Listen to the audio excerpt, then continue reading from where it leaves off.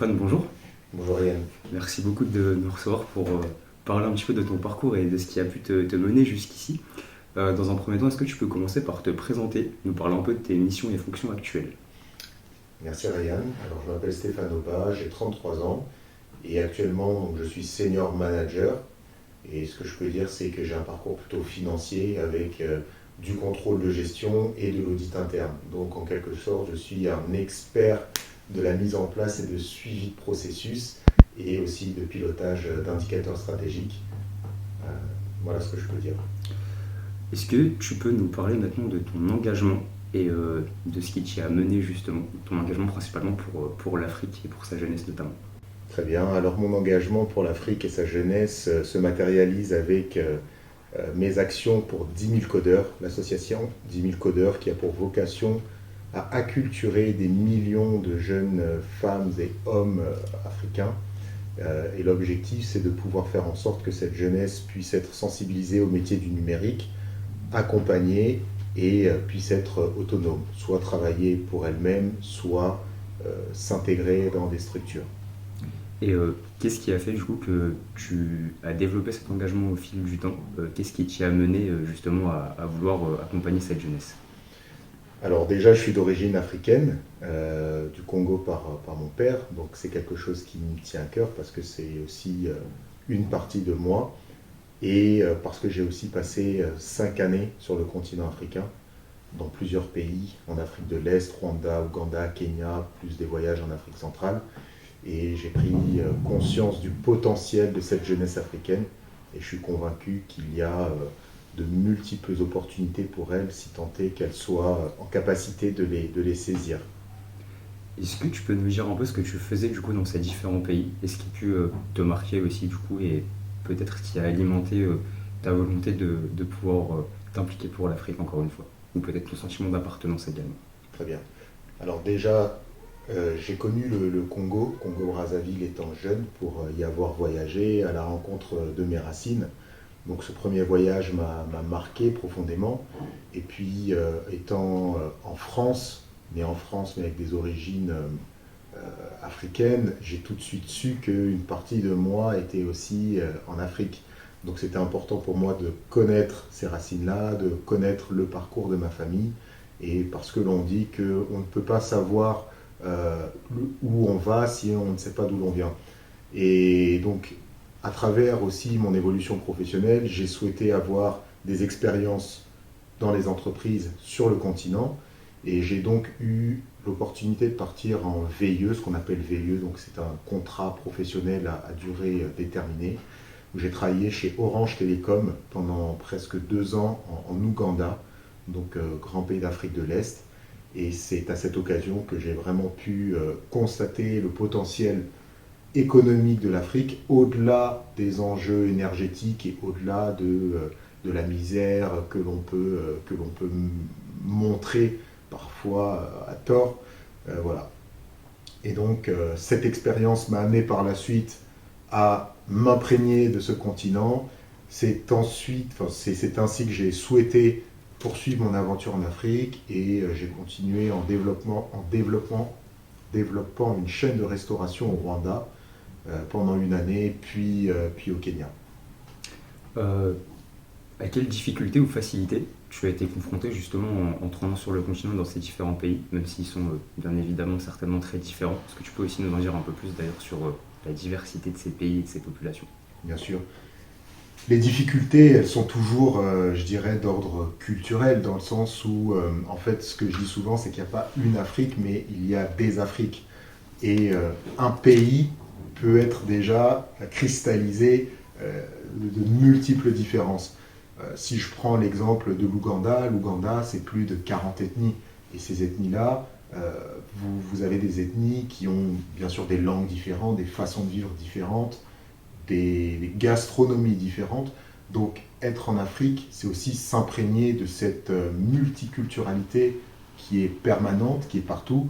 Et c'est donc être flexible mentalement, connaître aussi les enjeux, savoir quels sont les enjeux sociopolitiques, socio-ethniques du pays. C'est intégrer les codes finalement, les codes culturels. c'est très important. Donc je dirais que c'est ça la première difficulté, c'est avoir cette flexibilité intellectuelle, s'intéresser, comprendre l'environnement dans lequel on est. Et après, par la suite, c'est aussi des codes, des valeurs, notamment qui sont un peu différentes des valeurs occidentales. Euh, Ici, on est plus dans une société individualiste. Dans les sociétés africaines, c'est plutôt des sociétés collectives où on parle pour le groupe et un peu moins pour soi. Donc c'est aussi des choses à intégrer. Justement, tu nous parles de flexibilité que tu as pu retrouver auprès de ces différents pays en Afrique, et notamment du fait des différentes ethnies qu'il peut y avoir sur place. Est-ce que tu as réussi à t'en imprégner? Est-ce que du coup, en arrivant là-bas, tu avais déjà cette flexibilité justement du fait de ton profil que tu avais ici en France et des différences que tu as pu cultiver? De quelle manière est-ce que tu as appréhendé tout ça? Et au-delà d'observer, de quelle manière est-ce que tu t'en es nourri? Très bien. Alors déjà, en France, j'ai grandi en région parisienne, euh, dans des zones dites sensibles, et donc j'étais habitué à la multiculturalité. Mhm. Les jeunes issus d'Afrique noire, du Maghreb, d'Asie, d'un peu partout, j'étais habitué, donc j'ai réussi, je me suis développé avec ces codes-là, d'acceptation de l'autre, de multiculturalisme. Ensuite, en Afrique, il y a aussi mon côté africain qui m'a habitué à comprendre un petit peu ces enjeux-là. Donc je savais que la partie ethnique est très importante dans ces pays. Et donc euh, j'étais un peu conditionné aussi à appréhender les gens et les environnements avec cette donnée-là. Et ce que ça m'a appris, c'est qu'en fait, les gens sont multiples dans leur façon de penser, et la façon dont on doit s'adresser aux personnes doit prendre en considération ces sensibilités-là. Et c'est quelque chose que j'utilise au quotidien parce qu'en fait, à travers l'association 10 000 codeurs aussi, on parle beaucoup de numérique, mais il y a une chose que l'on met en avant, c'est les soft skills. Et les soft skills, c'est le savoir-être, l'attitude. Et justement, cette capacité à comprendre son environnement, à comprendre les codes et les décrypter, c'est un soft skills qui m'a énormément aidé lors de mon parcours et de mon évolution. Tu nous as parlé de grandes différences culturelles. Est-ce que du coup tu avais une certaine appréhension avant de t'y rendre?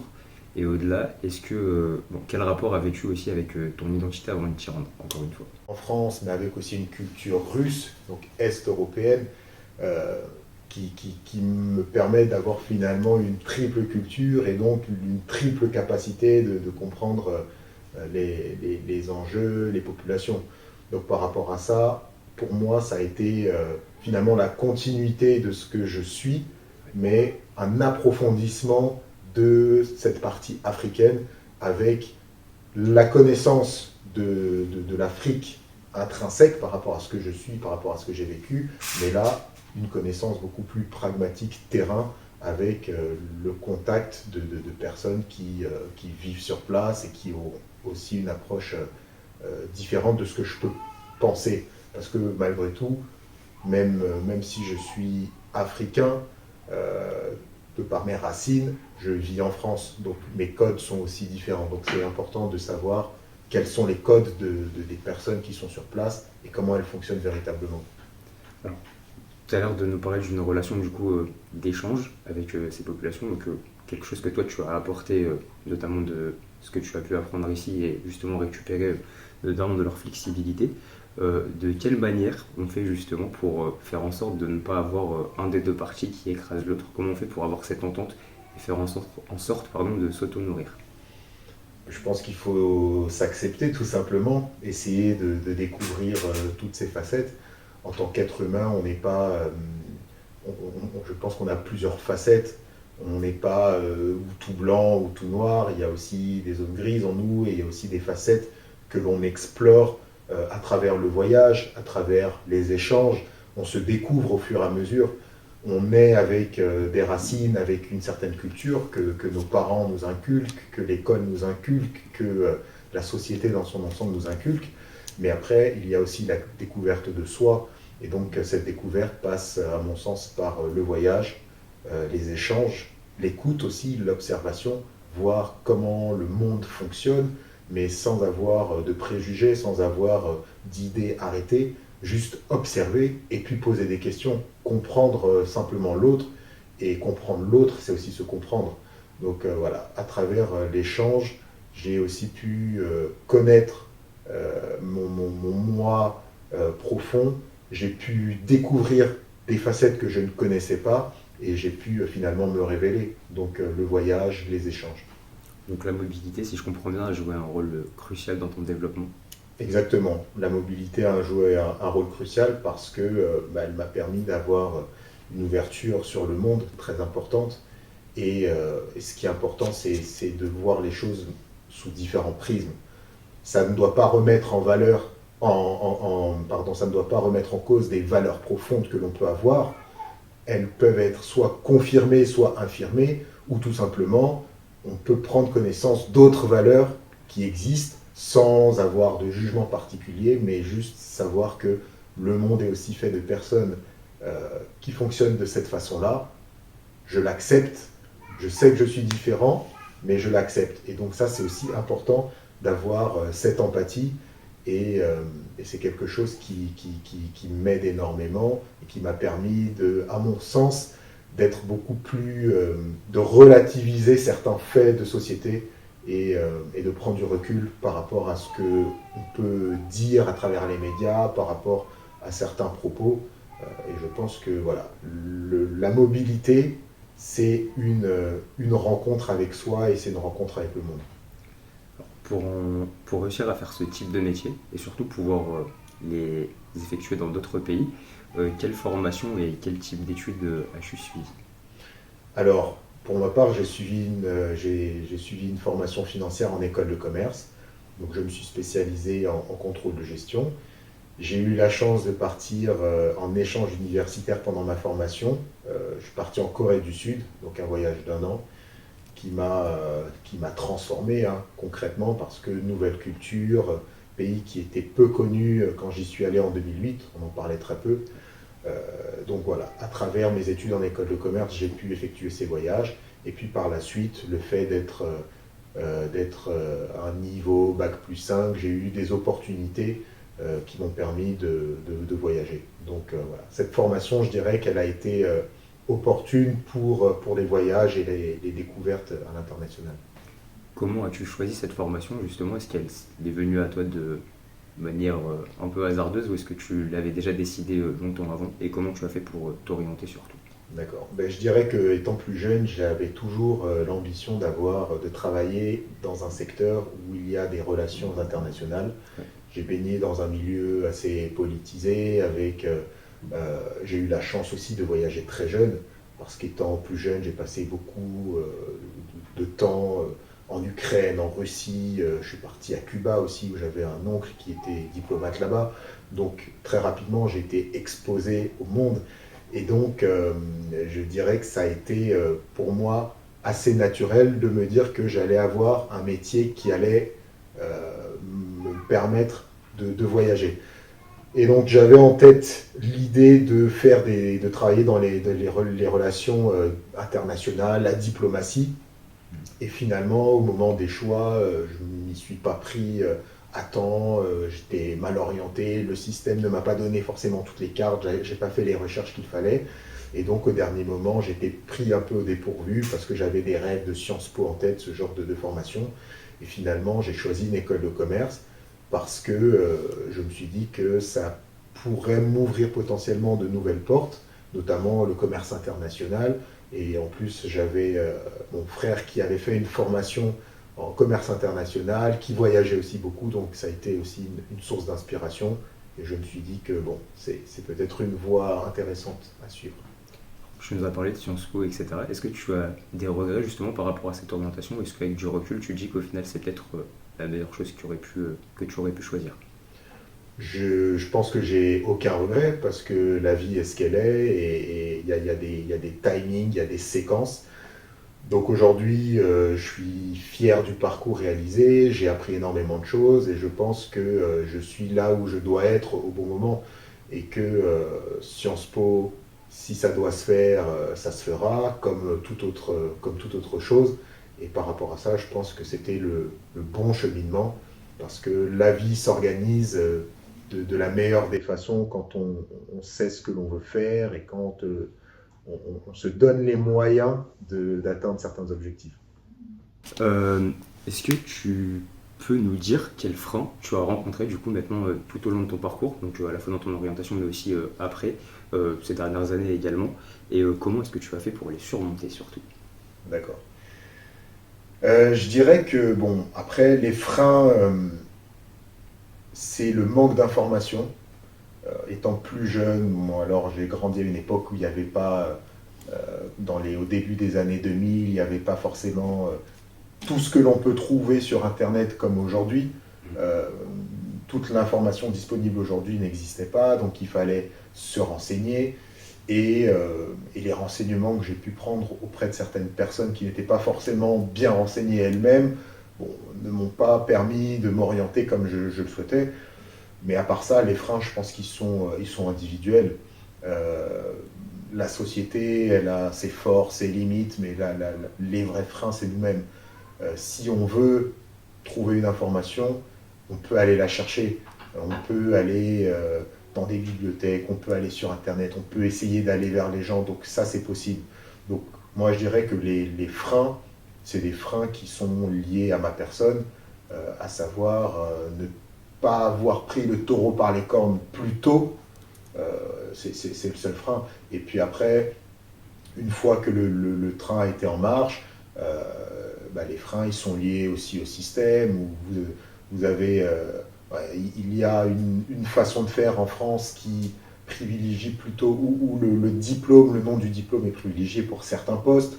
Donc si on n'a pas fait telle ou telle école, ça va être difficile d'accéder à certains postes. Donc ça va être ça les freins. Mais bon, c'est la vie et je dirais que ces freins, je les ai surmontés à force de travail déjà, parce que le travail m'a permis d'asseoir une certaine stature sociale par rapport à mes emplois, de montrer aussi que j'étais bon dans ce que je fais, que j'étais compétent. Aussi, avec l'évolution professionnelle, on fait aussi de nouvelles rencontres. Avec les projets en tête, on se bouge pour rencontrer les bonnes personnes, pour être dans des réseaux qui nous permettent de rencontrer des personnes qui ont aussi les mêmes centres d'intérêt que nous.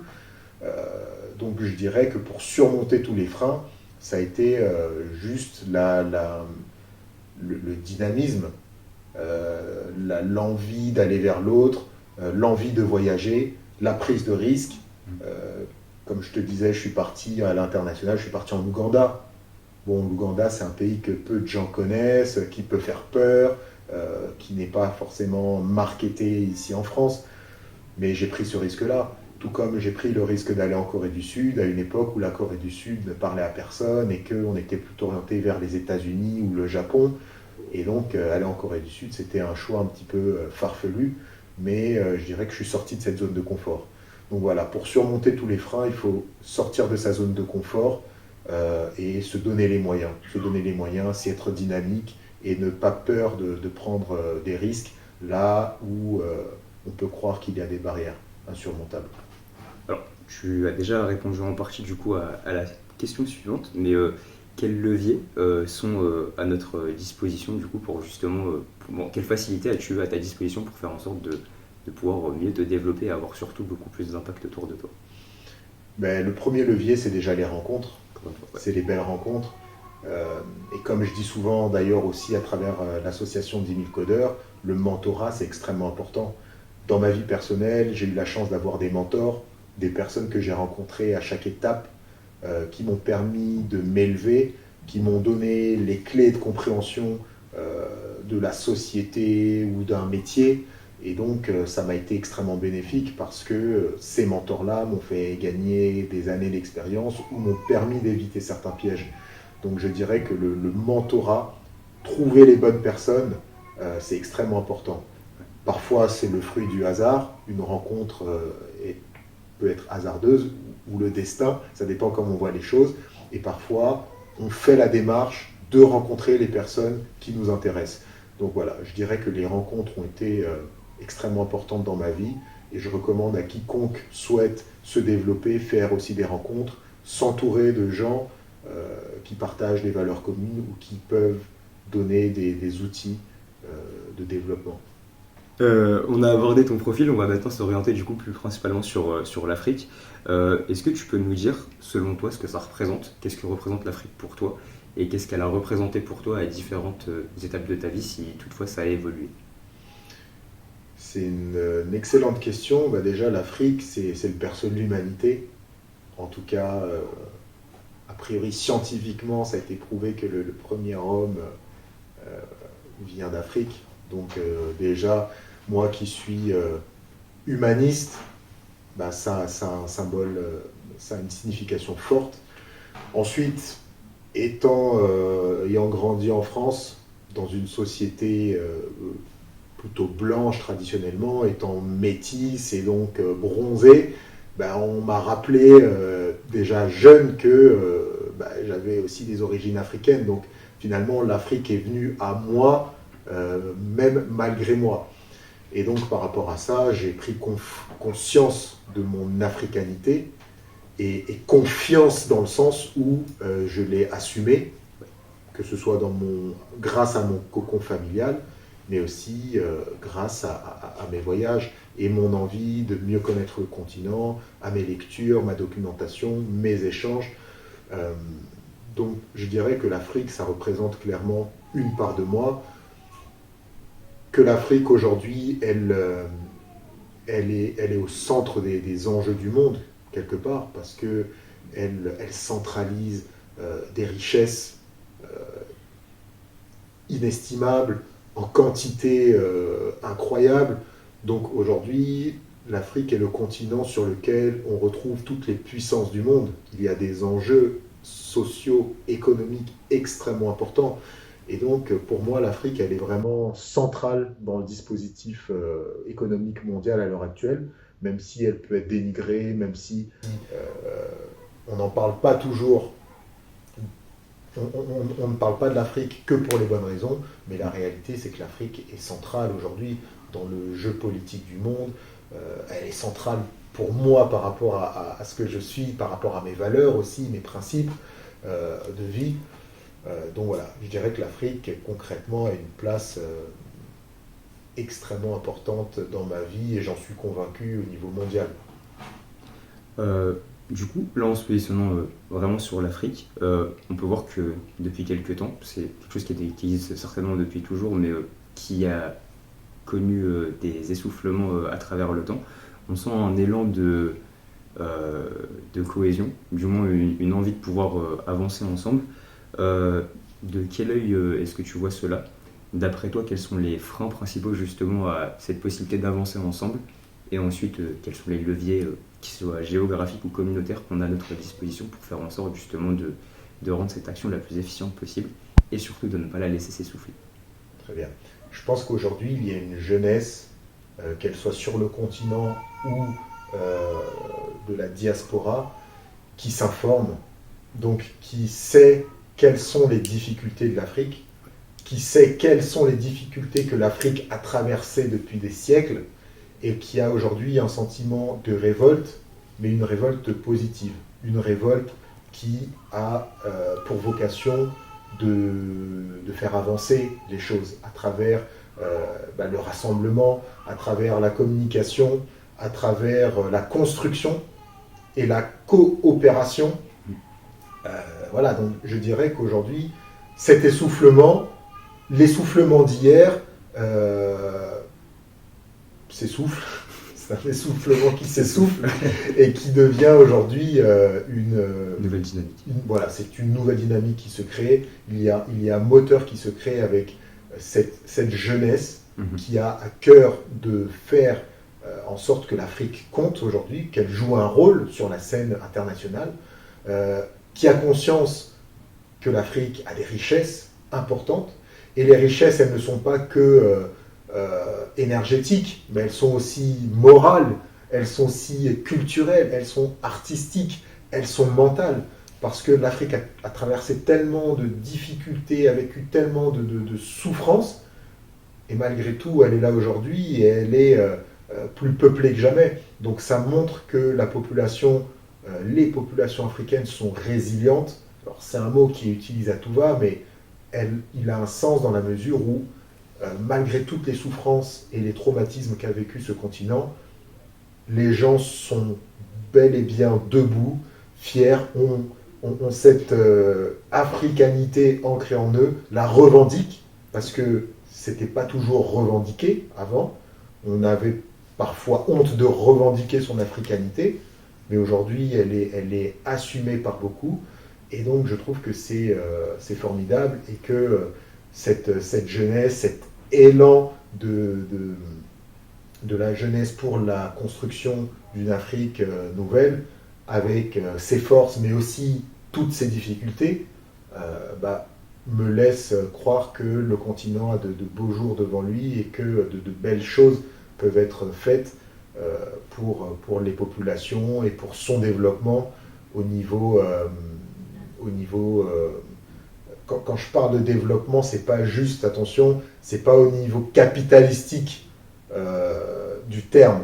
C'est pas juste avoir quelques bâtiments et avoir des centres commerciaux. Le développement, pour moi, ça va au-delà de ça. C'est trouver son identité, c'est l'assumer et c'est mettre en place les conditions pour l'épanouissement du plus grand nombre. Que les gens se sentent heureux et fiers de vivre là où ils sont et puissent se développer économiquement, au niveau de la santé, au niveau de l'éducation. C'est ça le développement pour moi. Alors, tu nous as dit qu'il y avait eu un changement en effet de conscience et aussi du coup maintenant une revendication peut-être un peu plus forte. D'après toi, d'où vient justement cette modification des mentalités, cette fierté qui a pu ressortir avec le temps et qui s'était peut-être éteinte pendant une certaine période? Est-ce que tu as des éléments, qu'ils soient historiques ou culturels ou même sociétaux, qui nous ont mené justement à ce bouleversement, on va dire? Je pense que cette modification des mentalités, elle vient de l'information.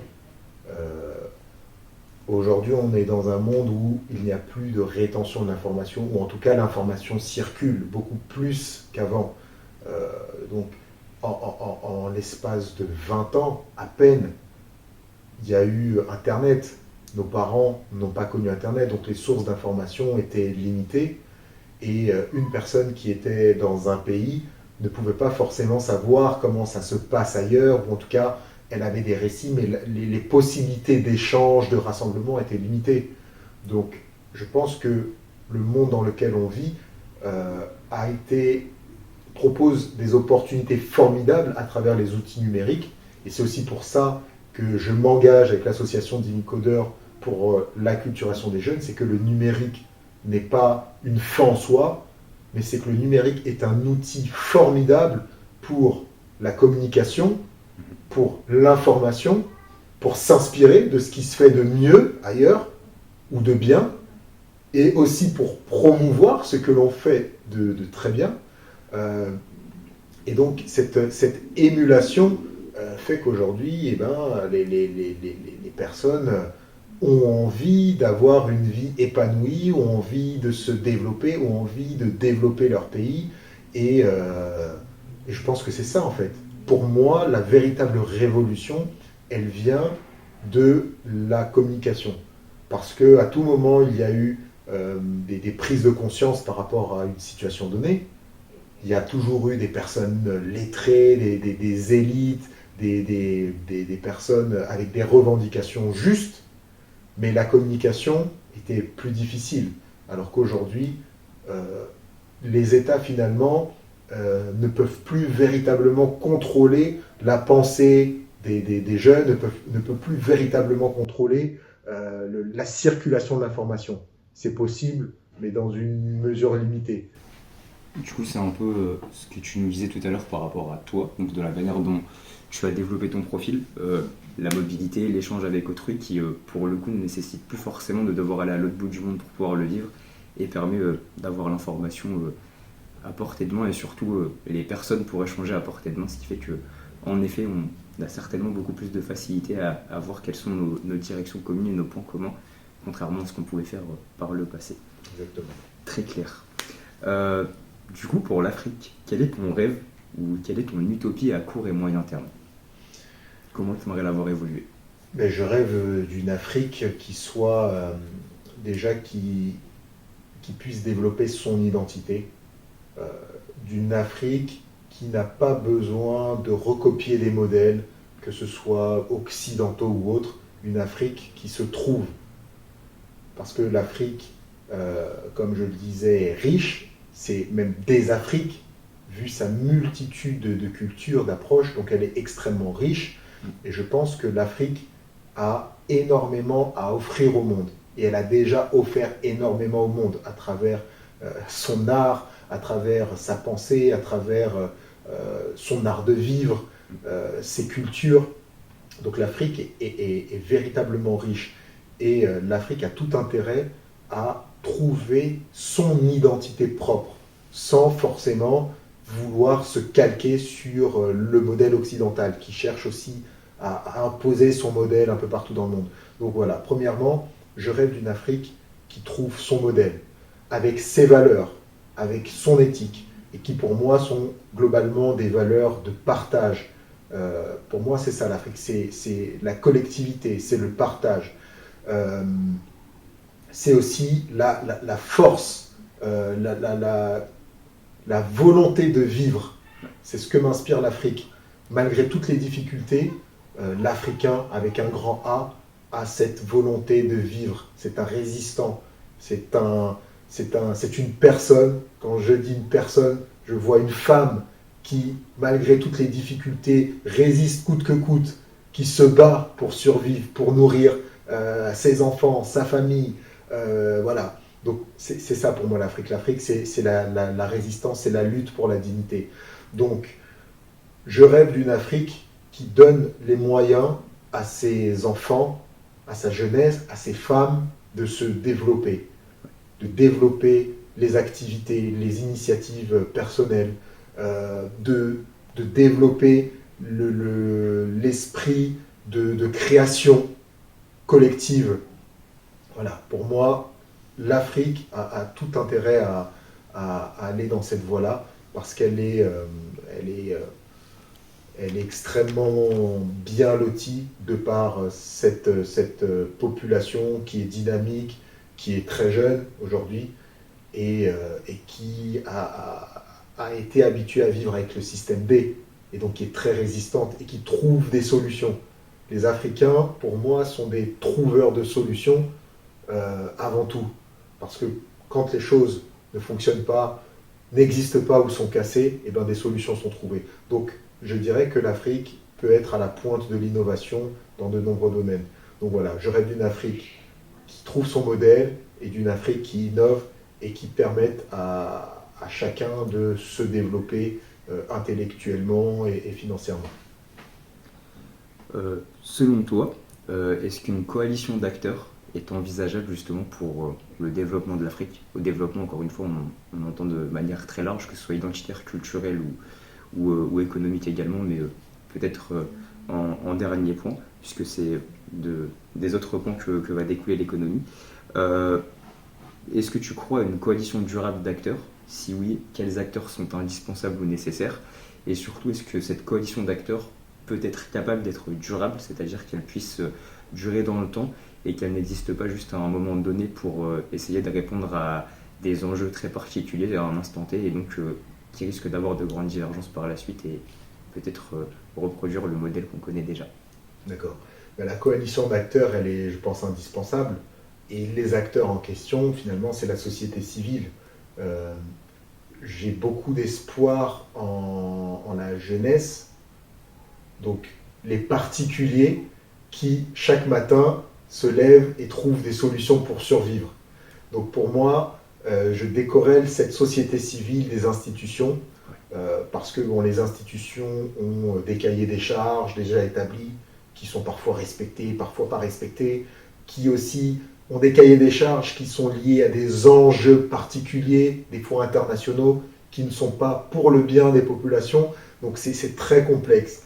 Et malgré tout, on ne peut pas faire sans ces institutions-là, sans ces bailleurs de fonds qui véritablement ont aujourd'hui la capacité d'injecter des fonds importants pour développer certaines activités. il est difficile de faire sans les gouvernements, parce que c'est les gouvernements qui donnent les grandes orientations, les tendances. Cependant, je dirais que la société civile a véritablement un rôle à jouer. Et donc, la coalition de bonne volonté, d'âme volontaire, est plus importante que toute autre coalition. Voilà.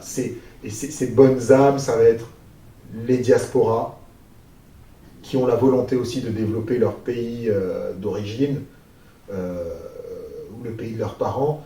C'est les acteurs locaux à travers la vie associative, à travers la vie économique.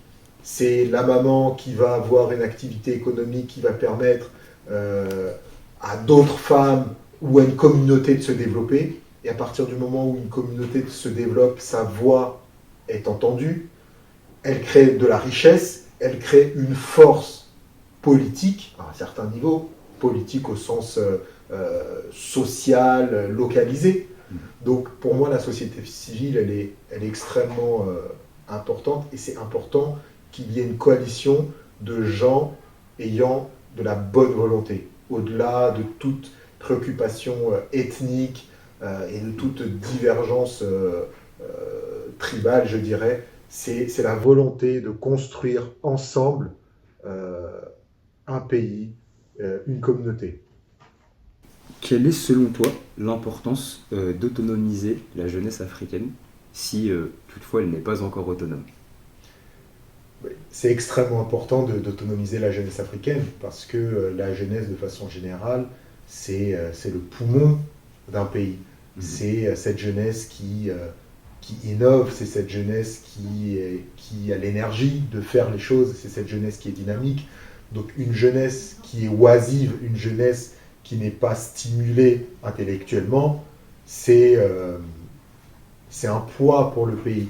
Et c'est se tirer une balle dans le pied que de ne pas développer sa jeunesse. Donc pour moi, la jeunesse, elle doit être autonome. C'est important de l'autonomiser, parce que si elle est autonome, elle va pouvoir libérer sa créativité. Elle va pouvoir tenter, prendre des risques, oser. Et c'est la base du développement, c'est la prise de risque, c'est l'innovation. Et donc c'est ce que l'on essaie de faire, ce que l'on fait avec 10 000 codeurs, c'est d'apporter les outils à cette jeunesse africaine pour qu'elle ait d'une part conscience de ce qui est possible de faire, de ce qui existe, et deuxièmement, qu'elle puisse se former pour justement devenir autonome et développer ses propres activités ou s'intégrer dans une activité économique déjà existante. Donc l'autonomisation, elle est cruciale pour un pays, parce que on parle d'une jeunesse qui est le pilier des nations. Donc l'autonomisation est indispensable. De quelle manière fait-on pour accompagner cette jeunesse à prendre des risques et pour l'inciter à prendre des risques justement, tout en lui donnant confiance?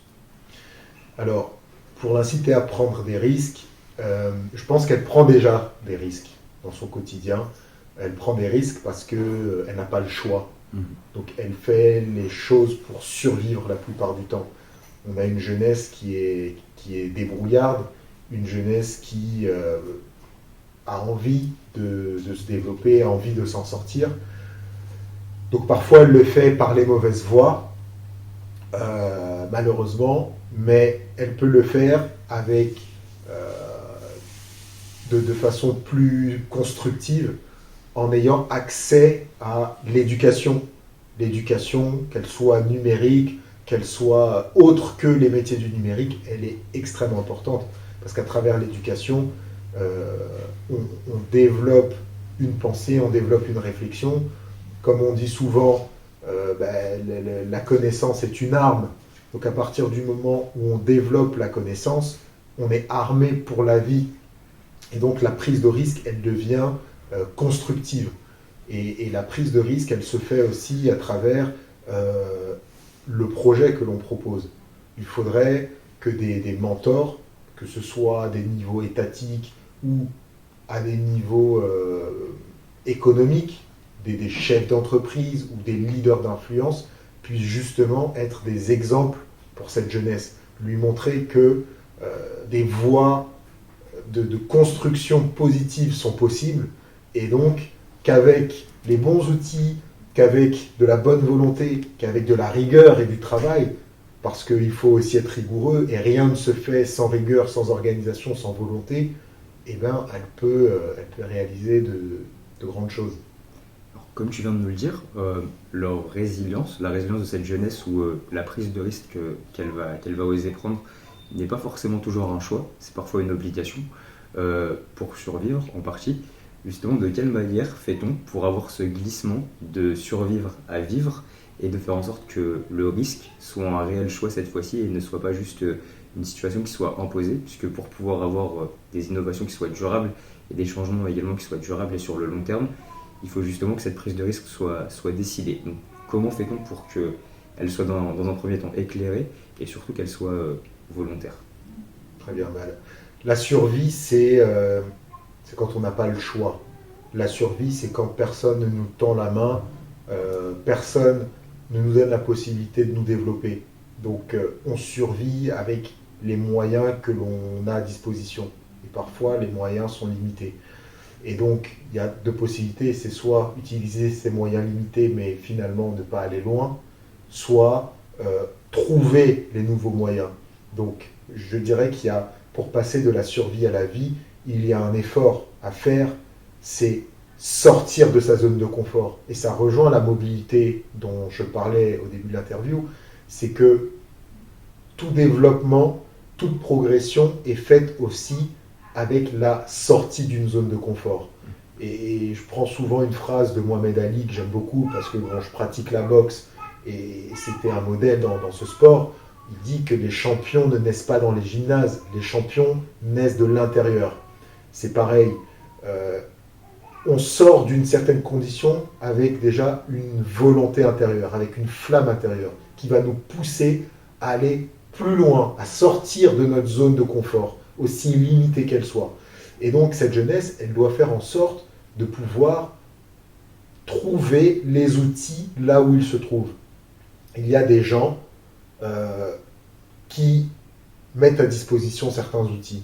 Il y a des gens qui font un travail remarquable sur le terrain, qui se rendent disponibles pour aider les autres. Donc, des possibilités existent. Il y a toujours des solutions. Il faut toujours voir les solutions et non pas que les problèmes. Donc, c'est facile à dire quand on est installé dans un canapé, qu'on a un toit au-dessus de sa tête, qu'on n'a pas de bombes qui nous tombent dessus ou qu'on a à manger dans le frigo. Cependant, même dans les pires difficultés, il faut toujours voir les opportunités. Il faut toujours voir les opportunités. Et cette jeunesse, elle doit être positive et se dire que la survie n'est peut-être qu'un état passager. Parce qu'il y a véritablement la vie. Et pour avoir la vie, pour tout le monde finalement, la majorité des gens, c'est une lutte, c'est un combat. C'est trouver les ressources que l'on a en soi pour se dire que cette situation n'est pas acceptable. Quels sont les outils dont j'ai besoin pour m'en sortir? Où vais-je les trouver? À quelle porte puis-je frapper? À qui puis-je m'adresser? Donc c'est toutes ces questions qu'un jeune doit se poser. Et aujourd'hui, vous avez beaucoup d'associations, et dont la nôtre, 10 000 codeurs, qui mettons à disposition gratuitement du contenu sur les métiers du numérique. Ça peut paraître peu de choses, mais c'est ça, ça existe. Et aujourd'hui, on a déjà pratiquement 20 ambassadeurs. Donc 20 ambassadeurs, ce sont des jeunes qui aujourd'hui ont acquis des compétences, qui sont accompagnés et qui peuvent rêver de lendemains joyeux. Voilà, donc vous avez des associations comme la nôtre, comme 10 000 codeurs et bien d'autres qui peuvent être véritablement les passerelles entre le mode survie et la vie, tout simplement. Alors, quelle importance donnes-tu, pour en arriver vers la conclusion, au lien entre le personnel et le professionnel? C'est-à-dire, de quelle manière est-ce que toi, en tout cas, tu as l'air d'avoir mis beaucoup de personnes dans ton professionnel, c'est-à-dire vouloir faire en sorte que tes missions ou tes métiers répondent et aient un impact particulier par rapport à tes ambitions et à tes idéaux. Donc, pour toi, quelle importance est-ce que ça a justement d'avoir cette corrélation entre les deux et de quelle manière fait-on pour faire en sorte de la rendre réelle, pardon. Le professionnel, je dirais, m'a appris à développer des compétences techniques pour un métier ou des métiers.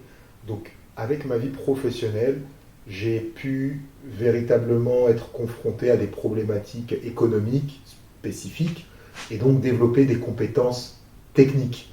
Et ces compétences techniques-là sont très utiles si l'on souhaite être un mentor et par la suite développer aussi, en tout cas permettre à des jeunes de se développer, de développer leurs compétences techniques. Parce que pour être un mentor, il faut savoir de quoi on parle.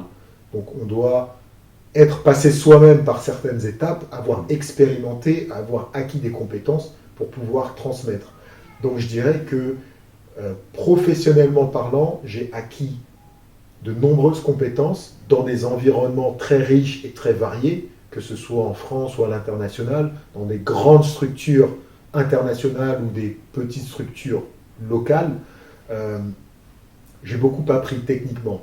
Et ensuite, ma vie personnelle, mon parcours de vie est aussi venu compléter l'acquisition de ces compétences.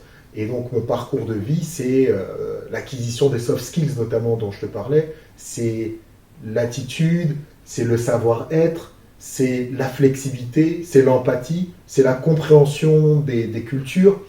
Et donc, les compétences techniques acquises dans le monde professionnel avec les soft skills plutôt acquises dans le monde personnel, les deux assemblés, ça donne finalement une forme globale qui est riche et qui peut être utilisée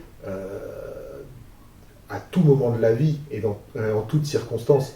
Aujourd'hui, en tant qu'auditeur interne, en tant qu'expert des processus, dans ma vie personnelle, je vais fonctionner de façon très structurée.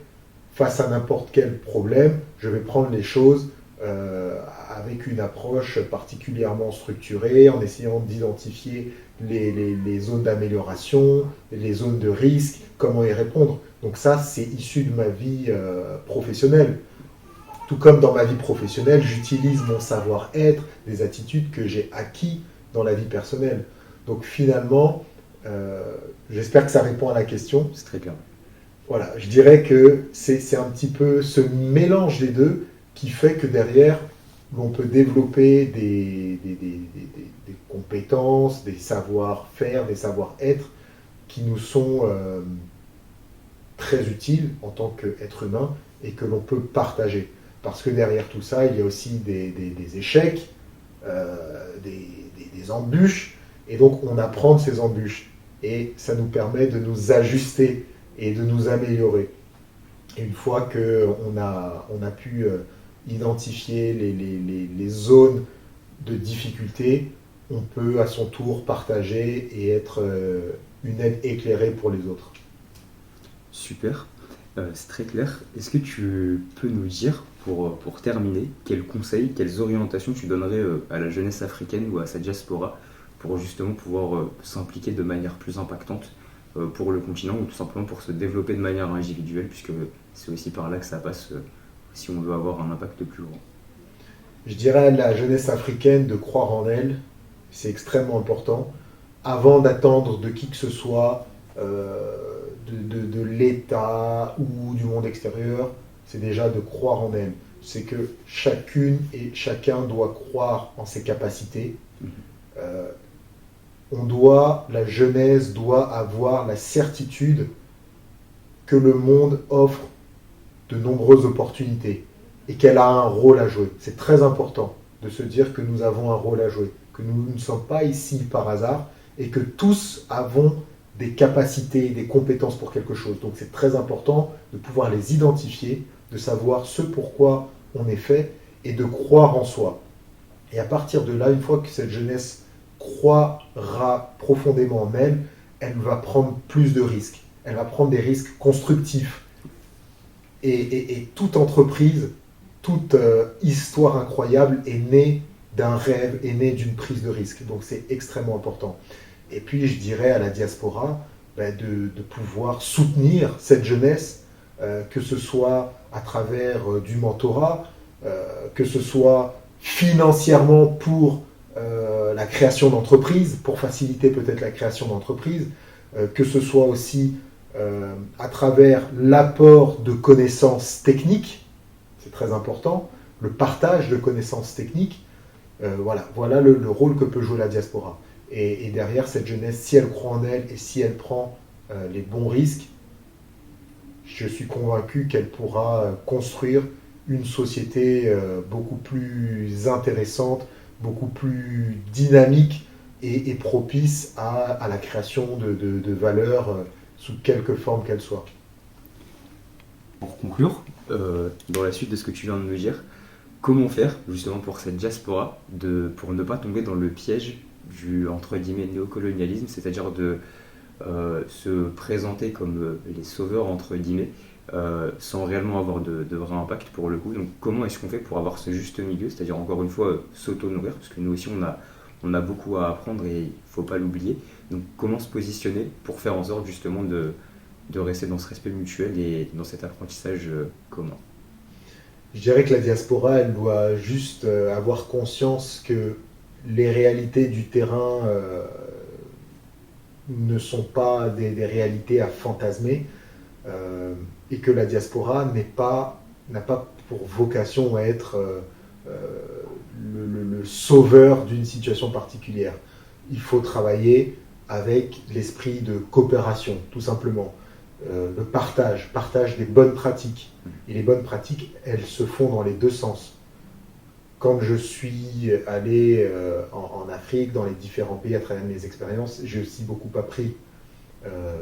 Donc, le partage, il doit se faire dans les deux sens. Et ce que la diaspora peut apporter, à mon sens, ça va être des compétences techniques, encore une fois, qui ne sont peut-être pas suffisamment développées localement sur certains aspects. Ça va peut-être être une certaine approche des choses, une certaine organisation, une certaine rigueur qui a pu fonctionner dans un environnement particulier. Alors, tout n'est pas à calquer. Encore une fois, on ne peut pas calquer des modèles déjà existants comment dire ça, on ne peut pas importer des modèles existants en Afrique et se dire que voilà, ça va fonctionner, que c'est la solution. Non, il faut aussi prendre en considération les modèles existants, tel un auditeur finalement. C'est savoir, voilà comment les choses fonctionnent ici.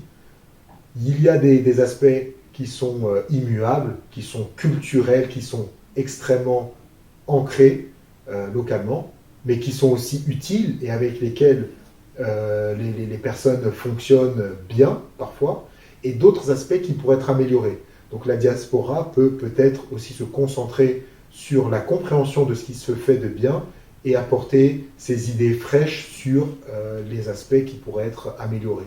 Et tout ça toujours dans une relation de respect mutuel et de partage sans jugement particulier. Stéphane, merci beaucoup pour cet échange très inspirant. Merci de nous avoir reçus et de nous avoir partagé tous ces éléments. Et on se dit à très bientôt. Merci. Mama, Africa.